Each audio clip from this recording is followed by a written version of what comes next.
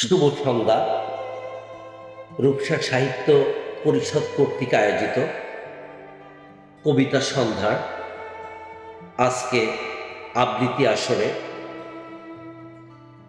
যে কবিতাটি আবৃত্তি করব এটা হচ্ছে জীবনানন্দ দাশের অন্যতম বিখ্যাত শ্রেষ্ঠ কবিতা বনলতা সেন। এটি তার 60টি তারার তিমির কাব্যগ্রন্থের অন্তর্ভুক্ত। কবিতাটি মানুষের জীবনের ক্লান্তি, অবসাদ ও শান্তির সন্ধানকে প্রতীকীভাবে প্রকাশ করে। 4 বছর ধরে আমি পথ হাঁটিতেছি পৃথিবীর পথে, সিংহল সমুদ্র থেকে নিশীথের অন্ধকারে মালয় সাগরে।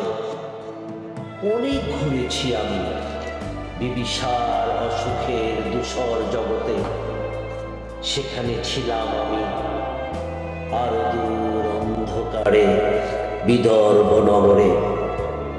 আমি ক্লান্ত প্রাণ এক, চারিদিকে জীবনের সমুদ্র সপেন, আমারে দুদণ্ড শান্তি এনে দিয়েছিল নাটোরের বনলতা সেন।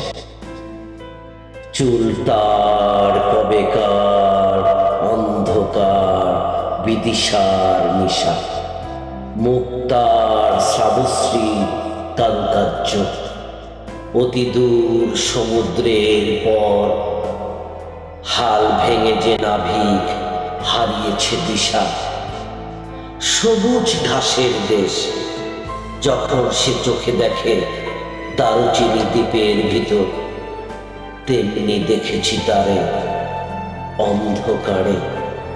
বলেছে সে, এতদিন কোথায় ছিলেন?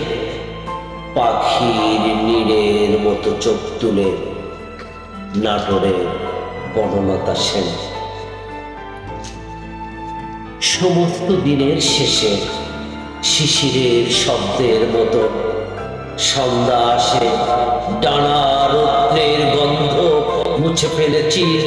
পৃথিবীর সব রং নিভে গেলে পাণ্ডুলিপি করে আয়োজন, তখন গল্পের তরে জোনাকির রঙে ঝিলমিল।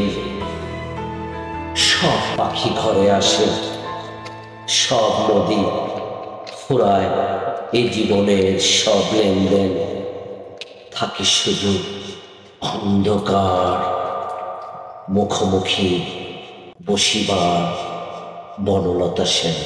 ধন্যবাদ, ধন্যবাদ সকলকে।